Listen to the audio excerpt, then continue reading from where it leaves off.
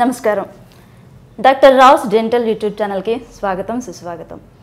గత 40 సంవత్సరాలుగా గాంధీ ఉస్మానియా హాస్పిటల్లో సర్వీస్ చేసి ప్రస్తుతం అమీర్పేటలో ప్రాక్టీస్ చేస్తున్నారు.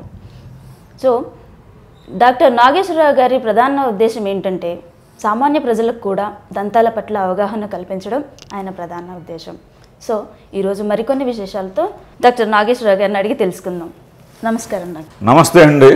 చిగుర్లు ఆరోగ్యంగా ఉంటే మనిషి జీవించే కాలం పెరుగుతుంది అని అంటారు, అది నిజమేనంటారా? మా వ్యూయర్స్ కొంచెం తెలియజేయండి. చాలామంది చెప్తూ ఉంటారు అన్నమాట.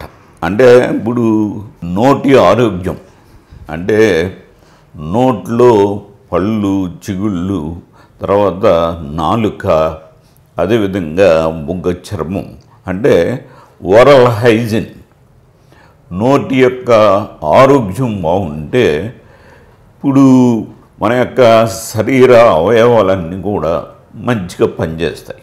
అట్లాగే మన జీవితకాలం కూడా పెరుగుతూ ఉంటుంది అన్నమాట. అంటే మనం శాస్త్రజ్ఞులు దీని మీద ఒక సర్వే చేసి 6 అంటే 6 సంవత్సరాలు పైన జీవిస్తారు అన్న విషయాన్ని కనుక్కోవటం అనేది జరిగిందనమాట.